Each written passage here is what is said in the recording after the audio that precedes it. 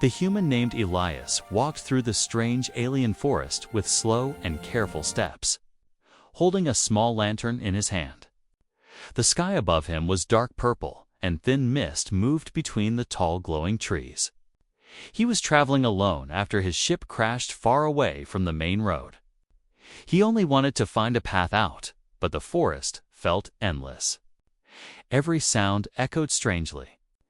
Every shadow looked like a moving creature. Even the wind carried voices that did not feel like wind at all. As Elias pushed a thick branch aside, he suddenly stopped. Something felt wrong. The air became cold. The forest became too quiet. Even the insects stopped their buzzing. Elias held his breath. When a forest becomes silent, it usually means one thing: danger is near. Then he heard it. A soft cry. Not the cry of a grown person. Not the cry of an animal. It was small, weak, almost shaking. It sounded like a child's voice. Elias turned his head slowly. The cry came again, this time more painful. Elias followed the sound, his heart beating fast. He pushed through the bushes until he reached a small open area with broken trees and soft soil. In the center stood a tiny alien boy, no older than 7 or 8 in human years. His skin was pale blue, his hair silver like moonlight, and his big eyes were full of fear. The boy stood next to a small body covered with a torn cloth. His hands were shaking. His legs were trembling as if he would fall any second. When he noticed Elias, he stepped back in fear, but he did not run. Instead, he whispered something so soft that Elias barely heard it. "Sir, please, please help me. Bury my sister." Elias felt his chest tighten. He looked at the small covered body on the ground. The shape under the cloth was too still, too quiet, too cold. Elias slowly walked closer, crouched down, and asked gently, "What happened to her?" The boy opened his mouth, but no words came out. Tears rolled down his cheeks. He wiped them quickly, as if he was not allowed to cry. His small hands squeezed together. Finally, he whispered, She protected me, and they found us." Elias frowned. "They? Who are they?" Before the boy could answer, a loud crack echoed through the forest. It sounded like a heavy creature stepping on a branch. Elias instantly stood up. His muscles tightened. The boy grabbed his sleeve, eyes wide with terror. "They are coming back," the boy whispered, shaking harder. "Please, sir. Please help me finish before they come back." Elias looked around. The forest was again too quiet. He felt something watching them from between the trees. Shadows moved slowly, like large bodies walking in circles around them. Elias couldn't see the creatures, but he could feel them. The air was heavy. His instincts screamed that staying here was dangerous, but how could he leave a scared child with his dead sister? Elias knelt next to the covered body and touched the ground. The soil was soft, but the tools were missing. The boy had tried to dig with his bare hands. His nails were broken, his skin scratched. He must have been doing it for hours. "You tried digging alone?" Elias asked softly. The boy nodded. "I promised her. I promised I would bury her so the beasts would not take her. I failed. I'm too small." Elias placed a gentle hand on the boy's shoulder. "You're not alone anymore." But the boy's eyes suddenly widened in terror. He looked behind Elias and whispered, "It's too late. They are here." Elias turned his head sharply. At first, he saw nothing, only darkness. But then, between the glowing trees, 2 bright yellow eyes opened. Then another pair, and another. Large shapes moved closer, slow and silent. Elias could hear low growls vibrating through the ground. The creatures were hunting, and they had found their prey again. The boy clung to Elias's arm, his small body shaking. "Please, don't leave me. Please. Elias pulled him close and whispered, I'm not going anywhere. But even he didn't know if he could fight what was coming. The forest around them darkened. The creature's eyes grew brighter.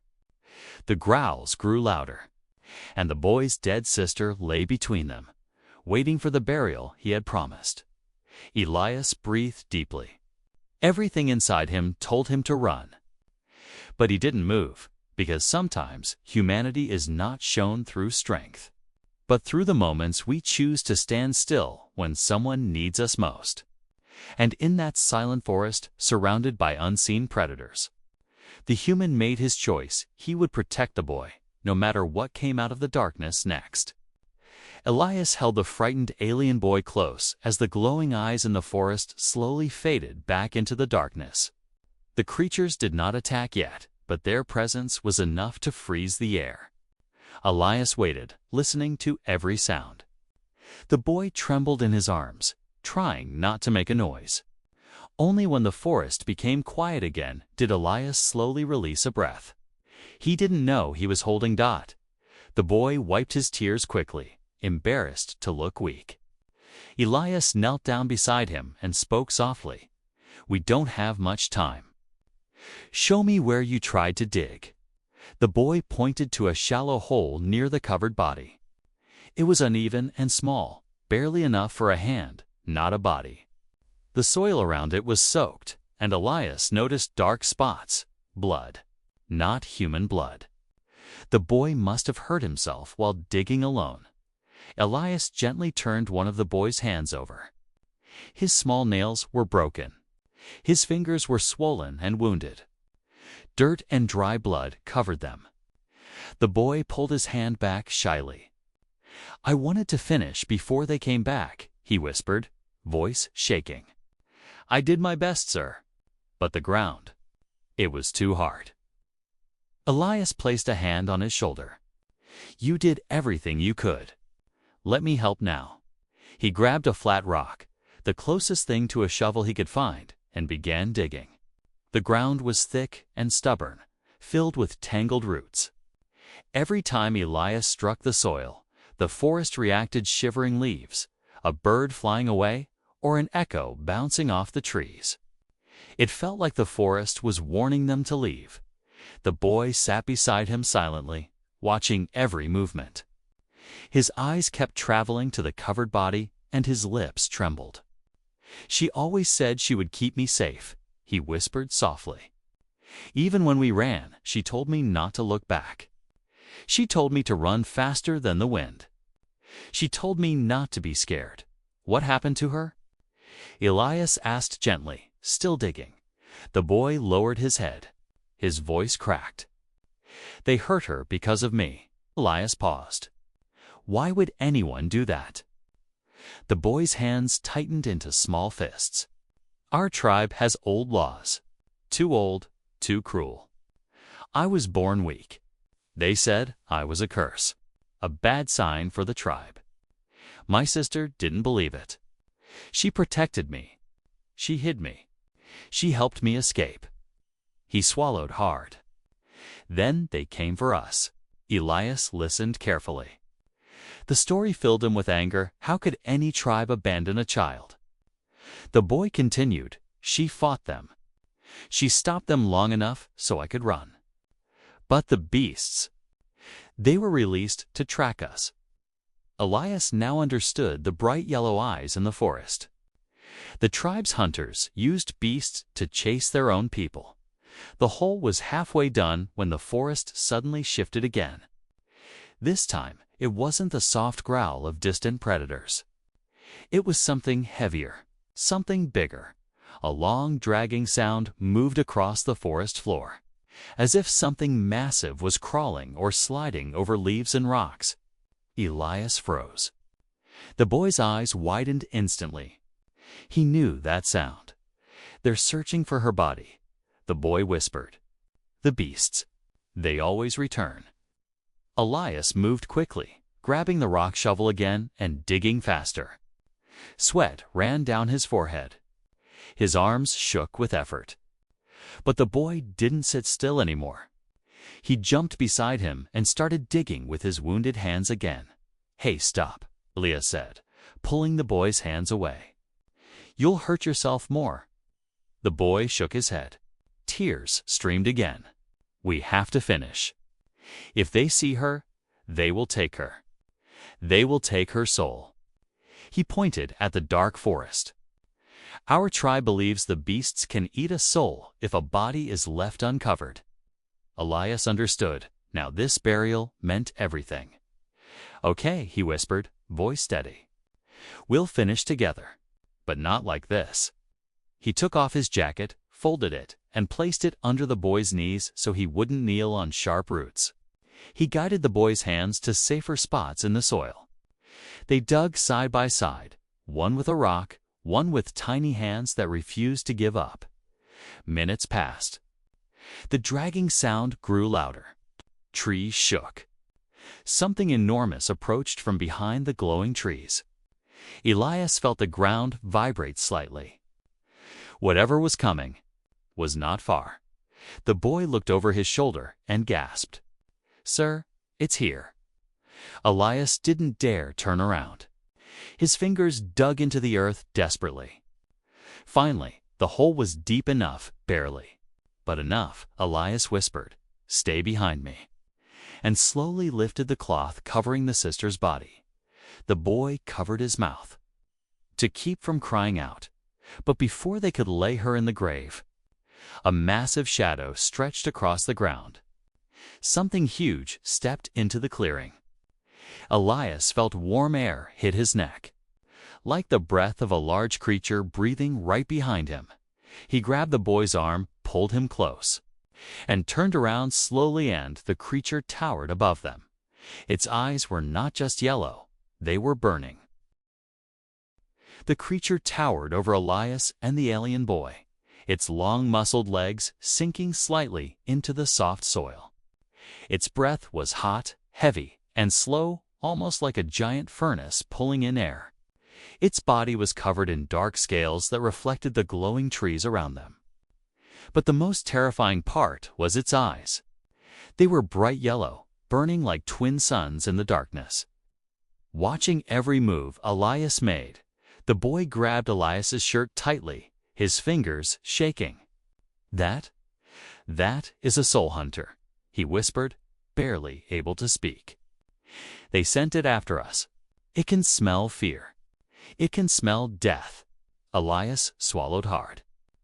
He stepped in front of the boy, raising one arm slightly, even though it felt useless against such a massive creature.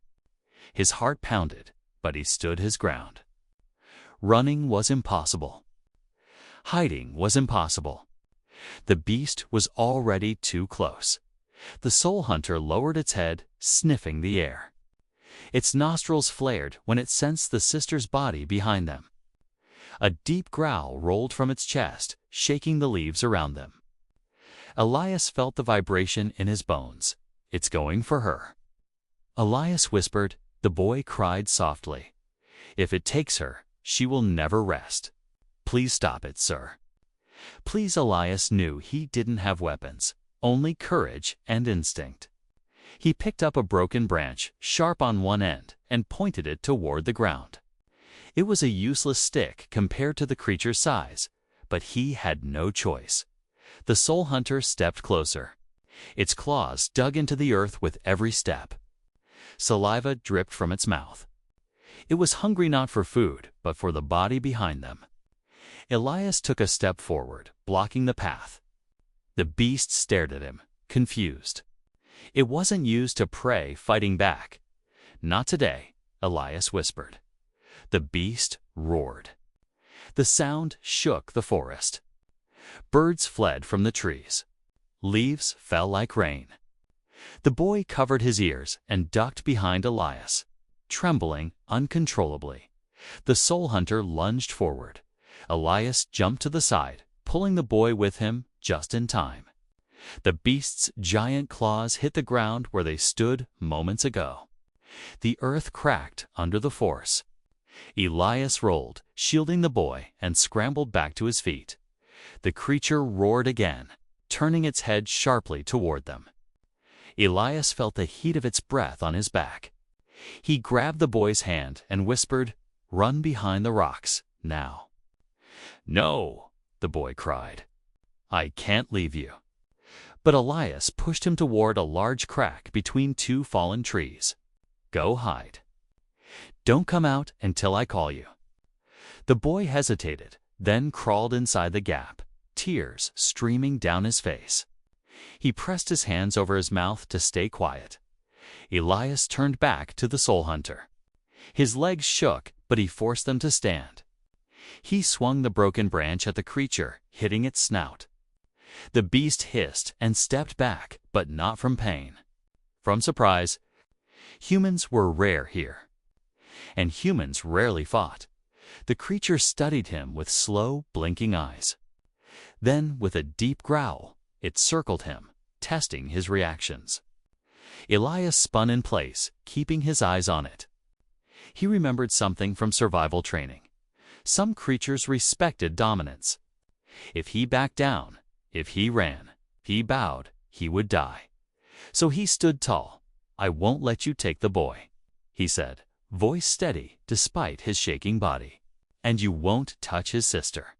The soul hunter growled, louder this time. It lunged again, aiming for Elias's shoulder. Elias ducked, swung the stick with all his strength, and stabbed it into the creature's jaw. The branch cracked in half. The beast roared with fury, not injury, and threw Elias backward with its claw. Elias hit the ground hard. Pain shot through his chest. His breath escaped in a choke. He struggled to stand, but his legs felt weak. The beast stepped closer, ready to deliver the final blow. From behind the rocks, the boy gasped. His tiny voice trembled. "Sir?" "No." The soul hunter heard him. Its ears twitched. It turned toward the boy's hiding place. "No." Elias forced himself up, adrenaline pushing through the pain. He grabbed the jagged half of the broken branch and sprinted toward the creature. He stabbed the sharp end into the soul hunter's leg. This time, the creature roared in real pain. It stumbled back, bleeding thick, dark blood. Elias didn't waste a second. He positioned himself between the beast and the boy again. The beast glared at them, furious. But instead of attacking again, it stepped back slowly, snarling. More glowing eyes appeared in the darkness too. Then 4. Then 6 more soul-hunters. The boy stared in horror. "Sir, more are coming. They're all coming." Elias felt his heart drop. One he might fight, but many.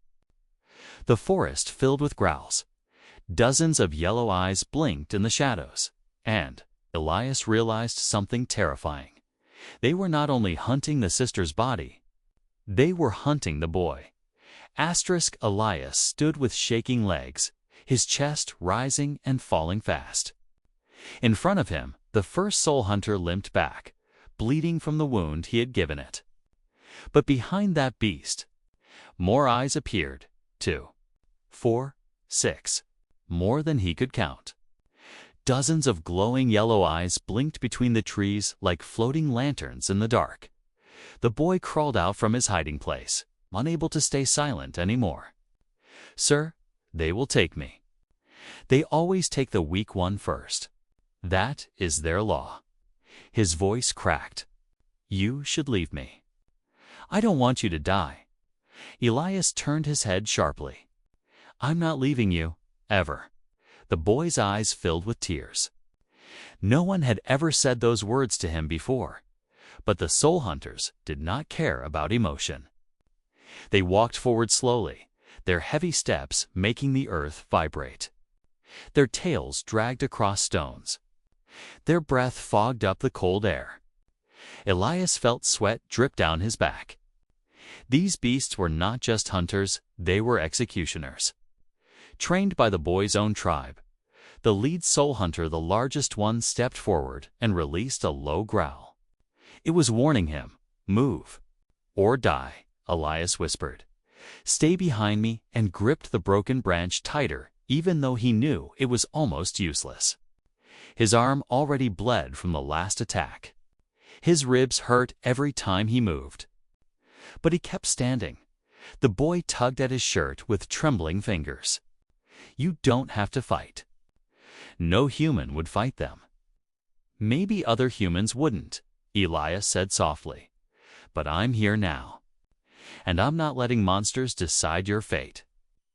The beasts stopped moving for a moment, confused. Humans rarely showed resistance. To them, humans were small, fragile, easy prey. But this one stood taller than any warrior they had hunted before. The leader's soul hunter roared and lunged. Elias jumped aside, grabbing a fallen vine with one hand and swinging himself toward a tree trunk. The beast crashed into the ground where he stood seconds before. Dust burst into the air. The boy gasped as Elias used the momentum of his swing to land on the beast's back. He stabbed the broken branch into the creature's neck. Dark blood sprayed across his arm. The beast shook violently, trying to throw him off, but Elias held on, teeth clenched, muscles burning. The creature slammed itself into a tree, and Elias felt the impact rush through his bones. The branch broke again, leaving the sharp tip lodged inside the creature's flesh. The beast roared in pain, stumbled, and fell. But Elias did not stand and celebrate. He fell to his knees, gasping for breath, dizzy from the hit. The boy ran to him immediately, shaking him by the shoulder. Sir, get up. There are more." Elias tried to rise, but stumbled. His legs felt weak. His vision blurred. The other soul hunters circled around him, growling angrily. They had never seen one of their own wounded by a human before. They were furious. The boy threw his small arms around Elias as if his tiny body could shield him. His voice shook as he cried out, "Leave him alone." He tried to help me. "Don't take him to—" But instead of attacking, the beasts hesitated. They could smell the boy's tears. They could hear the pain in his voice. Weak prey usually begged. But this boy begged for someone else. That confused them. Elias pushed through the pain and forced himself to stand again. He took a step forward, stumbling at first, but then steadied himself. His eyes met the eyes of the lead soul hunter. "I am not your enemy," he said, voice low but firm. "I just want to bury the girl. Let us bury her. Then take me if you must. But leave him alone." The boy gasped. "No, don't say that." Elias didn't look back. He kept his eyes on the beasts. Something inside him felt heavy, but he knew he meant every word. The soul hunters paused. They sniffed the air. They sensed something unfamiliar: sacrifice. Humans rarely risked their lives for strangers. This one was doing it without fear. The beasts lowered their bodies slightly. Not in attack, but in confusion. The leader stepped closer and pressed its snout against the sister's covered body. It inhaled deeply, then released a low, rumbling sound that felt like thunder flowing across the ground. The boy whispered, trembling, It understands death." Elias stood frozen. The soul hunter looked at the small grave beside the body, then at Elias, then at the boy, and then something impossible happened. The beasts stepped back, one by one. They backed away into the glowing forest, leaving a clear circle of space around Elias, the boy, and the sister's body. Elias exhaled, shoulders dropping. The boy collapsed onto the ground, crying softly this time from relief. But as the soul hunters retreated into the darkness, Elias noticed something that made his stomach twist. The beasts were not the only hunters in the forest. Between the trees, far behind the retreating creatures, stood tall, armored shadows, watching them silently. The tribe had returned, and they were worse than the beasts. For a long moment, the forest stayed quiet, too quiet. The soul hunters slipped back into the glowing trees, their yellow eyes fading like dying lanterns. Elias let out a long, shaky breath. His body ached everywhere. His arm bled. His ribs hurt with every breath. But the boy was safe. For now, the boy crawled toward his sister's body and gently touched the cloth with trembling fingers. "She can rest now," he whispered, voice cracking. "She doesn't have to run anymore." Elias knelt beside him. The hole they dug was uneven, shallow, and rough, but it was enough. Enough to keep her safe. Enough to give her the honor she deserved. Elias lifted the small body carefully. She was light to light for someone who would have fought so hard to protect her brother. The boy held the edges of the cloth as Elias lowered her into the grave. The boy's face twisted with pain, but his eyes stayed brave. He wanted to help. He wanted to be strong for her.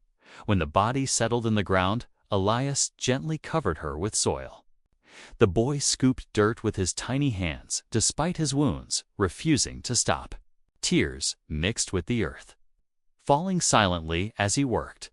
When the last handful of soil was placed, the boy whispered something in his native language as "small blessing." His voice was so soft even the wind had to lean closer to hear. Elias didn't understand the words, but he understood the feeling behind them. "You did well," Elias said softly. The boy swallowed and wiped his eyes with the back of his hand. "Thank you, sir. No one else would help. No one." Elias placed a gentle hand on the boy's shoulder. "You're safe now. I won't let anything happen to you." But the boy's expression changed suddenly. His eyes widened. His body stiffened. Elias followed the boy's terrified gaze, and his stomach dropped. On the hill above them stood 6 tall figures, alien warriors in dark armor. Their helmets shaped like the beasts they controlled. They carried long spears, glowing faint blue at the tips. Their armor bore the symbol of the tribe. The same tribe the boy had escaped. They had been watching the burial, watching in silence, waiting. The boy's voice shook. "Teeth, they found us. The hunters of the law." Elias rose to his feet slowly. The warriors stepped down the hill, one by one, moving with calm and deadly confidence. They were not like the beasts, wild, instinctive, confused. These warriors had intention, purpose, judgment. The largest warrior stopped a few steps away. His voice was deep, rough, and full of cold authority. "Step aside, human." Elias didn't move. "You have no right to interfere," the warrior continued. "The boy carries a curse. He breaks our law. He was meant to die." The boy hid behind Elias, gripping his shirt tightly. Elias felt his small body trembling. "He is just a child," Elias said, keeping his voice firm. "A child you abandoned. A child your sister died to protect." The warrior's eyes narrowed behind the helmet. "His weakness brings misfortune. It brings death. His sister defied the law. Her fate was sealed." Elias' jaw clenched. His voice grew colder. "I buried your cruelty today, not your law." The warriors gripped their spears tighter. The air around them tensed. One warrior took a step forward, weapon raised. "Move, human," he commanded. "We will cleanse the tribe of its weakness." Elias stepped forward instead. The warriors froze at his courage. Humans were supposed to be fearful, easily broken. But Elias stood tall, bruised, bleeding, exhausted yet unshaken. "He stays with me," Elias said. "If you want him, you'll have to go through me." The warriors looked at one another. They were not expecting this. One murmured, "Why would a human defend our kind?" The lead warrior spoke again. "You risk your life for someone not of your blood." Leah's voice softened, but his stance didn't. Blood doesn't decide who deserves protection. Heart does. The boy looked up at Elias as if seeing him for the first time. In his entire life, no one had ever stood for him. Not like this. Not even close. The warriors hesitated. Doubt flickered in their eyes. But the lead warrior wasn't moved. He raised his spear. Human. Do not test our patience. Elias clenched his fists. Then don't test mine. Before the warriors could attack, something unexpected happened. A deep rumble spread through the forest. The earth shook slightly. Leaves fell. In the distance, dozens of yellow eyes reappeared, the soul hunters returning, but they were not coming for Elias. Not coming for the boy. Not coming for the sister. They were coming.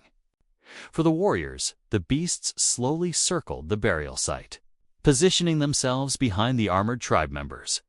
The lead warrior stepped back in shock. Why? Why do they gather? They never gather unless he turned toward Elias and the boy. And a realization flickered in his eyes. The beasts were protecting them. The boy's sister, through her sacrifice, had gained the beast's respect, and now. So had Elias. The hunters of the forest had chosen sides. The warrior stood frozen. Their glowing spears trembling slightly as the circle of soul hunters tightened around them. The beasts moved slowly, deliberately, their yellow eyes locked on the tribe members, not Elias, not the boy. The tribe warriors had never seen this before. Soul hunters never protected outsiders, never protected the weak, never protected humans. The largest warrior, clearly the leader, took a step back, his boots sinking into the soft soil. His voice, usually sharp and filled with authority, now wavered. Why? Why do the beasts shield you? He pointed his spear at Elias, confusion rising. What have you done to them, human? Elias didn't answer. He didn't need to. His eyes simply shifted to the freshly covered grave, the sister he had buried with dignity. The boy stepped forward, still clutching Elias's arm. The beasts respect the brave, he whispered, though his voice shook. And they respect the dead who protected someone weaker. He pointed to the grave. They respect her. One of the warriors scoffed. Nonsense. They are animals. They obey instinct, not honor. But the beasts growled softly at his words, as if offended. The warrior stepped back again. Elias spoke quietly. Honor is not something only humans understand. Sometimes hearts speak languages louder than laws. The lead warrior stared at Elias, then at the beasts. They sense loyalty, he murmured, suddenly unsure. They sense sacrifice. They sense fear. His voice grew softer. And they sense truth. The boy took another small step, standing more confidently now. My sister died to protect me. And he pointed at Elias, protected both of us, even when he didn't have to. Even when he got hurt. The leader's jaw tightened. He looked at Elias's injured arm, the blood staining his clothes, the bruises forming across his chest. You fought a soul hunter alone? Elias didn't brag. He didn't stand tall. He simply nodded once. And you lived. The warrior asked, unable to hide his shock. The boy answered for him. He didn't live. He protected. That is different. The lead warrior did not know what to say to that, for the first time. The tribe's ancient law looked fragile, small compared to the truth in the boy's eyes. But laws do not break easily. One of the other warriors snapped. He is human. A stranger. He has no right to change our judgment. He raised his spear and pointed it at the child. The law says the weak one must be returned to the tribe for the final ritual. The soul hunter closest to him growled so loudly the warrior nearly dropped his spear. They won't let you take him, Elias said calmly. The aggressive warrior glared. You dare stand between us and our law. Elias stepped forward. His voice was steady, even though he felt pain with every breath. Your law didn't protect this child. Your law didn't save his sister. Your law didn't even face the beasts you sent them after 2 children. The warriors tensed. Some lowered their eyes in shame. Others tightened their grip on their weapons. The leader raised a hand, silencing all. His voice softened, becoming thoughtful instead of sharp. Human, why did you stay? You could have escaped when the beasts arrived. You could have left the boy to us. Why risk your life for him? Elias looked at the boy beside him. The small blue hand held tightly onto his sleeve. The child looked up, his silver hair glowing softly under the strange forest light. Elias answered simply, "Because he asked for help." Those 5 words moved through the warriors like a quiet storm. The boy's throat tightened. His eyes filled again, not with fear this time, but with something else, hope. The lead warrior stared at Elias for several seconds, breathing slowly. "No one in our tribe ever protected him," he said. "Not even his own blood. His sister was the only one who defied us. And now she is gone." The boy flinched at the reminder, but he didn't step back. The warrior lowered his spear. "If the beasts consider you worthy, if the forest itself does not strike you down, then perhaps the law we follow is broken." His voice shook slightly. "Perhaps we have been blinded." The other warriors murmured in shock. This was not something their leader should ever admit. Elias remained calm. "Then make a new choice. Let him live. Let him grow. Let him be more than what your old laws say he is." The leader stared at the boy. For the first time, his eyes were not filled with cold judgment, but with understanding. He nodded once, but before he could speak, the ground trembled again, louder than before. The soul hunters turned their heads. Sharply, something huge was approaching, bigger than the beasts, bigger than the warriors. The boy grabbed Elias's hand. "Sir, something else is coming." The warriors looked terrified. The forest judge. One whispered. The leader's face went pale. "No, it cannot be." But it was. The ground split slightly. Trees shook. The air grew heavy and hot. The ancient guardian of the forest was awakening. And it wanted to know why a human was standing between a tribe and its hunted child. The forest shook as the ancient guardian approached. The ground vibrated beneath Elias's feet. Trees rustled violently, showering leaves like falling sparks. Even the soul hunters lowered their heads and stepped aside, forming a wide path as if welcoming a king. The boy held Elias's hand tightly, his small fingers cold with fear. "Sir, the forest judge decides life or death. It listens to the truth inside the heart." Elias swallowed. "Then we say the truth." The warriors stood frozen, their armor rattling softly as the presence grew closer. A deep, distant hum echoed through the air. The light around them dimmed. The forest itself seemed to bow. Then, the forest judge appeared. It rose from behind the trees, a massive being of living wood and glowing veins of blue light. Its body looked like twisted roots woven into a giant shape. Its head resembled a carved mask with hollow eyes swirling like galaxies. Every step it took sent a soft wave of energy across the ground. The soul hunters knelt instantly. The warriors followed. Only Elias and the boy remained standing. The judge's voice wasn't a sound.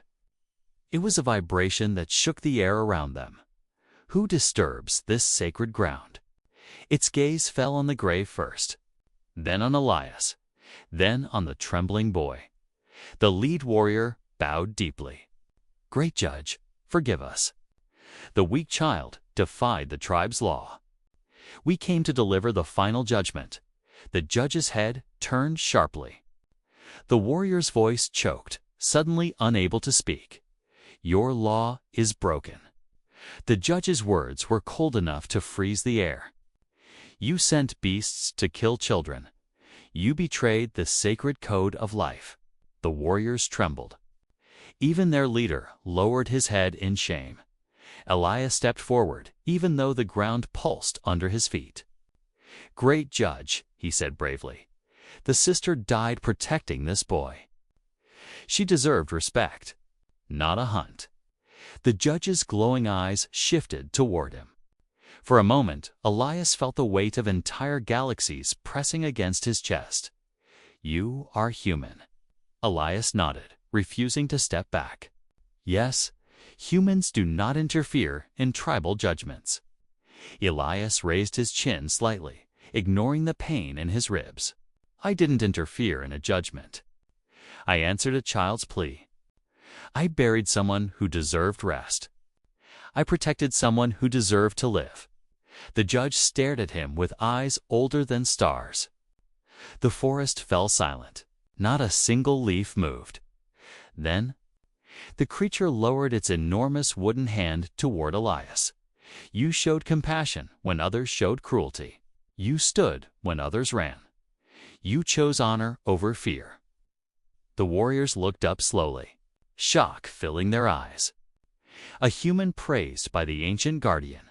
Impossible, unheard of. Yet here it was. The boy stepped beside Elias, lifting his tiny chin. "Sir saved me," he whispered. "He did what no one in my tribe ever did. He did what even I could not do for myself." The judge turned its gaze to the warriors. "This child shall live." The warriors gasped. Some dropped their spears. Others bowed their heads in relief or shame. The judge continued. "The human has been chosen. He will protect the child. And the child will carry a new future for your tribe." The boy blinked in confusion. A new future. The judge leaned down, its ancient voice softer now. "The weak you feared will become your strength." Elias looked at the boy, and the boy looked back, eyes shining with hope he had never known. His small hand gripped Elias's fingers tighter. The lead warrior stepped forward, removing his helmet. He kneeled, something the tribe rarely did for anyone. "Human, you have shown us something we forgot. We were blind." His voice cracked. "We follow you. And we protect the child you saved." One by one, the other warriors lowered their heads. Even the soul hunters bowed slightly, recognizing the boy not as prey, but as protected. The judge straightened its enormous body and spoke one final time. "Go, human, take the child. He is yours to guide now." Elias knelt beside the boy and placed a hand on his shoulder. "Do you want to come with me?" The boy didn't hesitate. He threw his small arms around Elias, hugging him tightly. For the first time since losing his sister, he felt safe. The judge turned away, vanishing slowly into the glowing forest. The soul hunters melted into the shadows. The warriors rose, but none approached. They watched Elias and the boy take their first steps away from the burial site. The boy whispered, "Sir, thank you." Elias looked down at him and smiled softly. "You're not alone anymore." And as they walked into the glowing path ahead, the boy glanced back at the grave one last time. He didn't cry this time, because he knew his sister could finally rest, and because a single human's kindness had changed an entire tribe forever.